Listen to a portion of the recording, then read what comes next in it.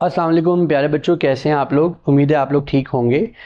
कल मुझे एक व्हाट्सएप आया जिसमें मुझे एक बच्चा है दुबई में, मुर्तज़ा, और उसका क्लास फेलो सुबहान। उन्होंने मुझे कहा कि आप ओ लेवल्स IGCSE लेवल का जो सीड जर्मिनेशन का टॉपिक है उसको उस पर एक वीडियो बना दें। तो I am making this video for you guys. I hope you get maximum benefit out of it.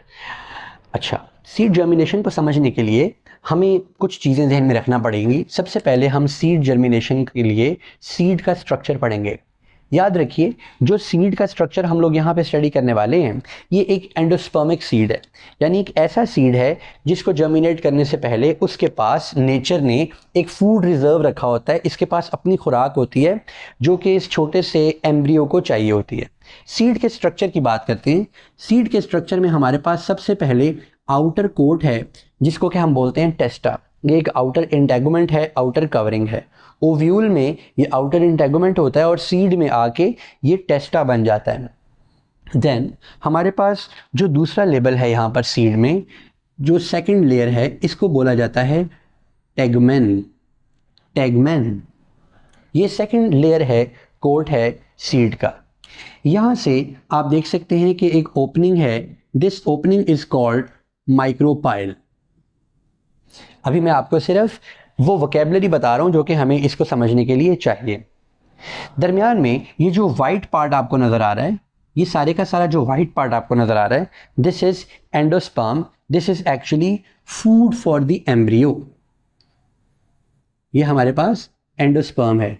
और एंडोस्पर्म, जैसा कि मैंने यहां पर लिखा हुआ है, एंडोस्पर्म में हमारे पास कॉम्प्लेक्स सब्सटेंसेज होती हैं जैसा कि स्टार्च, प्रोटीन्स और लिपिड्स। और ये इसलिए होती हैं कि जब एम्ब्रियो जर्मिनेट करेगा, एम्ब्रियो को ग्रोथ के लिए मटेरियल्स चाहिए होंगे, तो इसका खाना इसके पास ऑलरेडी मौजूद हो। और ये क्यों कॉम्प्लेक्स फॉर्म में है, क्यों सिंपल फॉर्म में नहीं है, अभी हम ये भी डिस्कस करेंगे। देन हमारे पास ये वाला जो पार्ट, एक बटरफ्लाई शेप का पार्ट आपको नजर आ रहा है, ये बटरफ्लाई शेप का पार्ट आपका एम्ब्रियो है। This is your embryo. Embryo के 3 पार्ट्स हैं।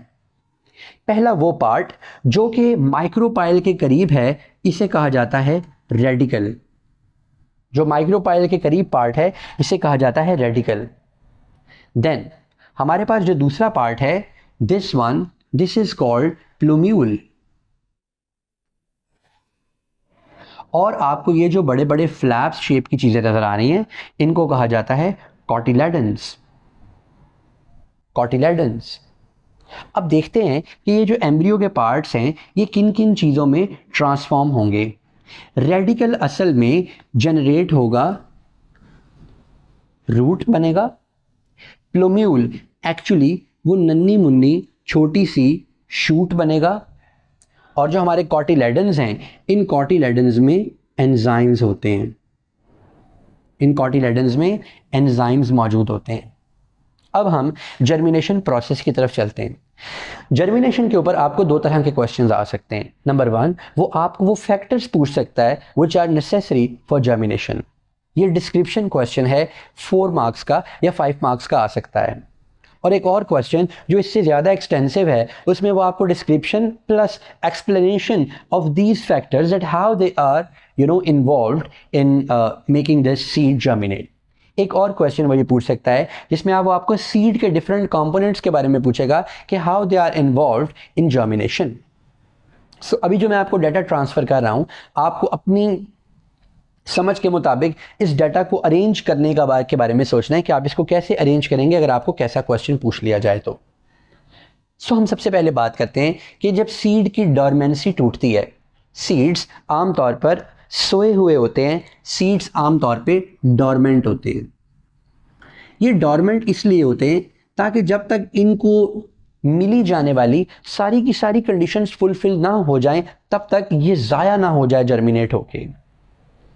सीड की डॉर्मेंसी तब टूटती है जब सीड को सबसे पहले नंबर पर पानी मिलता है, यानी उसको वाटर अवेलेबल होता है।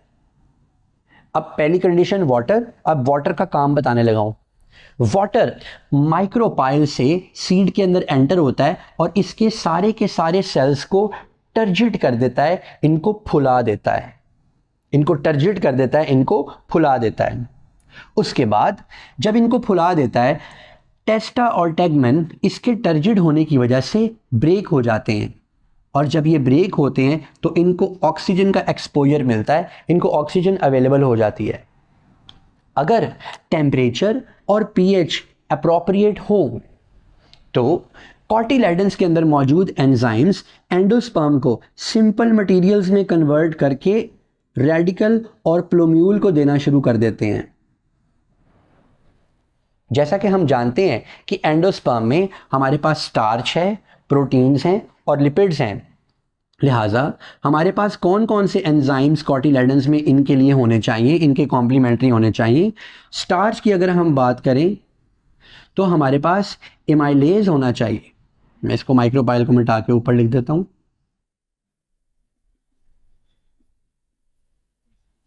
स्टार्च को डिग्रेड करने के लिए हमारे पास एमाइलेज होना चाहिए। एमाइलेज स्टार्च को ब्रेक डाउन करेगा तो माल्टोज बनेगा, और माल्टेज जब इसको ब्रेक डाउन करेगा तो ग्लूकोज बनेगा। यहां पर जो एंजाइम आएगा उसका नाम क्या होगा? माल्टेज। प्रोटीन्स को ब्रेक डाउन करने के लिए हमारे पास प्रोटीएजेस होंगे